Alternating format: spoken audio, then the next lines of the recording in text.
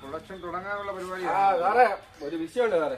Okay sir, ഞാൻ പിന്നെ വിളിക്കാം. കാര്യം നമ്മളെ മറ്റേ സുജിത്തിനെ ജാരനായിട്ട് അഭിനയിച്ചില്ല കാമുകൻ.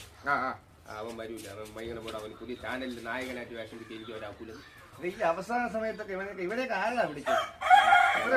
ഓരോ കാര്യങ്ങൾ ചെയ്തുകൊണ്ടിരിക്കുമ്പോ ഇങ്ങനെയൊക്കെ ചെയ്യാമോ? ഇപ്പൊ വേറെ അപ്പൊ ഒരു കാര്യം ചെയ്യും, സ്റ്റോറിയിൽ മാറ്റം. സുഹൃത്തുക്കൾ ജാനായിട്ടിരിക്കുന്നവൻ നാട്ടുകാരെ അടിച്ചു കൊന്നു. കാണിക്കില്ല അവൻ ചട്ട, അവൻ വേറെ പയ്യുണ്ട്.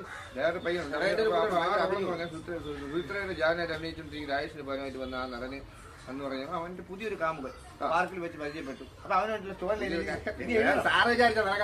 എഴുതി കയറ്റിയതില്ലേ, എഴുതി വെച്ചിരിക്കുന്നു. നമുക്ക് ചെറിയൊരു ഡയലോഗ് എന്ന് പറഞ്ഞാൽ അവനിപ്പം എന്തെങ്കിലും ഒരു സിനിമയിലൊരു ഡയലോഗ് കൊടുത്തു നോക്കാൻ വേണ്ടി.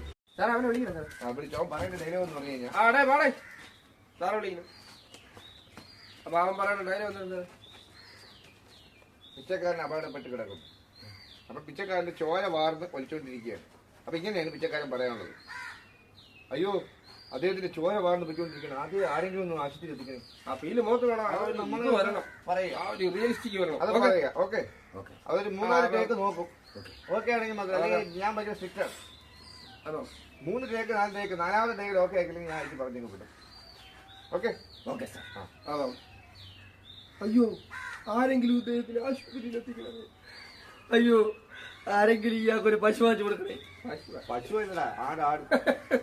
പശു നിന്നെ പറ്റി പോലത്തെയാണ് പറഞ്ഞിരുന്നത്. ഒന്നുകൂടെ നോക്കാം.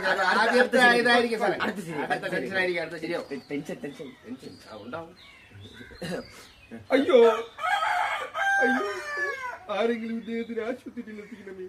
ആരെങ്കിലും ഇദ്ദേഹത്തിന് ആ പശുവിനെ മാറ്റി കൊടുക്കണേ. മൈദാമാവ് പശു മാത്രമല്ല പുണ്ണാക്കും കൂടെ അവന്റെ വായിൽ അടിച്ച് കയറ്റണം സാറേ.